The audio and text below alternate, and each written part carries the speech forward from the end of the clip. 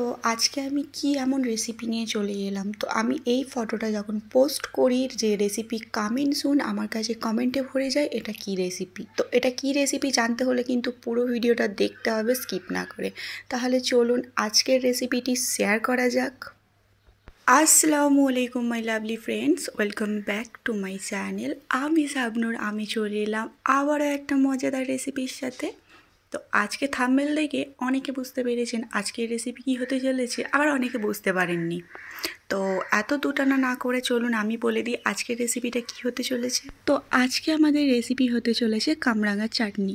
হ্যাঁ, অনেকে হয়তো নামটা শুনে অদ্ভুত ভাববেন, আবার অনেকে ভাববেন যে না আমি রেসিপিটা ট্রাই করেছি। তো চলুন আজকের এই কামরাঙা চাটনিটা আমি কীভাবে বানালাম তার সম্পূর্ণ ভিডিওটা শেয়ার করে ফেলি। তো ফার্স্টেই দেখতে পেলেন আমি কড়াইয়ের মধ্যে জল গরম করতে বসিয়ে দিয়েছিলাম, আর কামরাঙাগুলো আমি লম্বা লম্বা স্লাইস করে কেটেছি। আপনারা চাইলে গোল গোলও কাটতে পারেন। তারপরে কামরাঙাগুলো জলের মধ্যে দিয়ে সামান্য পরিমাণে লবণ, 1 চা চামচ হলুদ দিয়ে আমি এটা ফুটতে দিতে বসিয়ে দিয়েছি।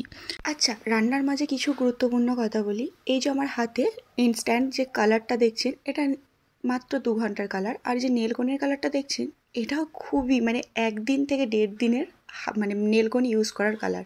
তো আপনারা ইউটিউব থেকে বা ফেসবুক থেকে কেউ যদি নেলকন বা অর্গানাইক কোন পারচেস করতে চান এই আইডিতে অবশ্যই মেসেজ করবেন। আর হ্যাঁ, এখানে সম্পূর্ণভাবে ফ্রি প্রোডাক্ট দ্বারা ক্লাসও করানো হয়। আপনারা যদি কেউ ক্লাসও করতে চান অবশ্যই এই আইডির সাথে, স্ক্রিনে দেওয়া আইডির সাথে যোগাযোগ করতে পারেন।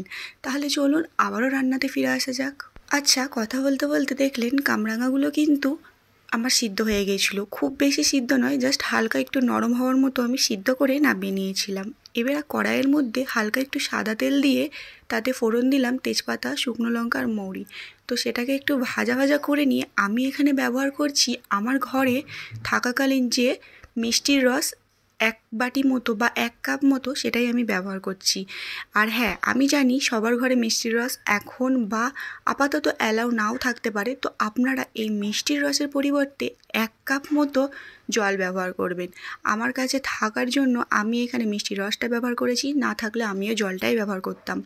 তো তারপরে দিয়ে দিলাম 1 চামচ মতো লবণ, আর দিয়ে দিলাম এখানে কিছুটা স্বাদটা আরও মিষ্টি করার জন্য 3 চামচ মতো আমি চিনি ব্যবহার করেছি। আপনারা এখানে কিন্তু চিনির পরিমাণটা ব্যবহার করবেন। যদি জল ব্যবহার করে থাকেন তাহলে তো চিনির পরিমাণটা ব্যবহার বেশি করতেই হবে। তারপরে এখানে দিয়েছিলাম 1/2 চামচ মতো হলুদ গুঁড়ো। হলুদ গুঁড়োটা 1/2 চামচ দিয়েছিলাম কারণ এখানে কামরাঙাতে আগে থাকতে হলুদ দিয়ে সিদ্ধ করা ছিল। তো এবার মিষ্টির রসটা ফোটার অপেক্ষায় ছিলাম। যখন ফুটে গেল এখানে সিদ্ধ করে রাখা কামরাঙাগুলো দিয়ে দিলাম। আর জানেন তো এইভাবে কামরাঙাগুলো কাটার একটাই কারণ, দেখতে না কামরাঙার চাটনিটা ঠিক আচার আচার লাগবে।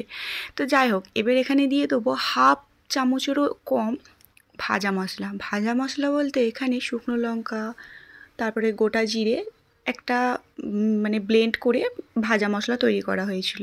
তো এবার এটা ফোটার অপেক্ষায় ছিলাম। যখন এটা ফুটে অনেকটা ঘন ঘন একটা ভাব চলে এলো তখন এখানে ওই ভাজা মশলাটাই আবার একটু বেশি, অর্থাৎ 1 চামচ পরিমাণ দিয়ে দিলাম। আমি এটা 2 ধাপে ব্যবহার করেছি, তো আপনারা চাইলে একবারেও দিয়ে দিতে পারেন। তো যাই হোক, এবার এটা কামরাঙার সাথে ভালোভাবে মিক্স করে নিলাম। এবার এটাকে আমি আরও একটু ঘনভাবে ফোটার অপেক্ষায় রইলাম। যখন এটা ফুটে গেল তখন এখানে কিন্তু মাস্ট যেটা ব্যবহার করতেই হবে লেবুর রস। আমি এখানে ব্যবহার করেছি গন্ধরাজ লেবু।